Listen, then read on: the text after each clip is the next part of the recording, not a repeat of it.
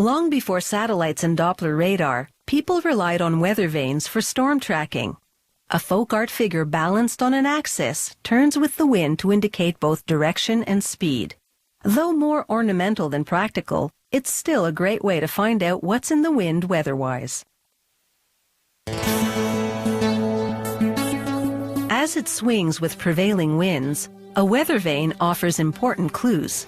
Northeast winds, for example, could mean a storm is brewing. Learn to read the signs, and a weather vane offers up-to-the-minute weather information. To make a weather vane the old-fashioned way, a craftsman starts with a sheet of soft copper. It can be easily cut, bent, and shaped. Using electric shears, he slices the copper to the appropriate size. Then he clamps it to a steel mold of a rooster body and head. With a rubber mallet, he carefully pounds the copper into the crevices of the mold. This is a critical first shaping of the copper, and he has to hit it with just the right amount of force. If he's too heavy-handed, he could break or tear the copper. Too little force, and the shape won't properly transfer to the metal.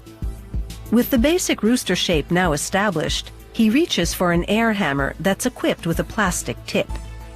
It beats the copper into the mold thousands of times per minute. This transfers finer details, like feathers. And with its smooth plastic tip, the air hammer inflicts no damage. It takes less than 20 minutes, and the rooster comes to life in copper. He unlocks the clamps and removes the molded copper rooster. He'll make another one just like it for the other side of the weather vane.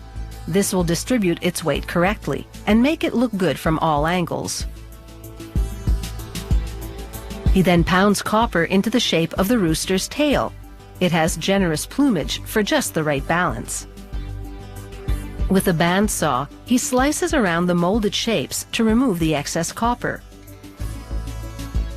This liberates the molded rooster from the matrix. He now trims the rooster with a set of clippers to give it a cleaner edge. Using longer clippers, he snips copper from inside the beak. This opens it up. Once the ragged bits have been trimmed, he's ready to match the two sides of this weather vane rooster. He secures it in a vise and cleans the seam with a solution called flux. He tacks it with solder and then checks the evenness of the seam. When the two molds match perfectly, he solders the entire seam. This weather rooster is now ready for its tail. It will give the weather vane a larger surface on one side, offering greater resistance to the wind. This will cause the front of the weather vane to point into the wind. He inserts the weather vane axis through the rooster's foot into the cavity, and it emerges from the back of the neck. He pounds the top of the shaft flush to the surface, and then solders it in place for a permanent installation. For some extra pizzazz, he slides a decorative copper ball up the turning rod, resting it just below the rooster foot. He secures it with solder. He now cuts out the feathered end for an arrow. It's known as the fletching, and it will help balance the weather vane. He turns the crank of a press to roll numerous creases into the fletching. The creases mimic feather lines.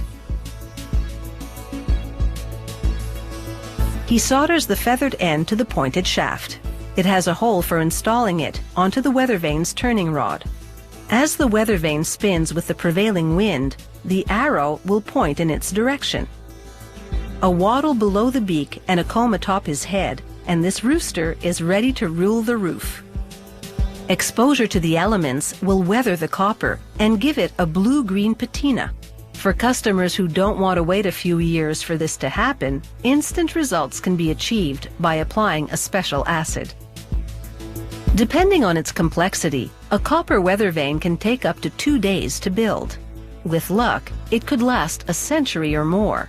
Like the weather, predicting a weather vane's long-term viability is not an exact science.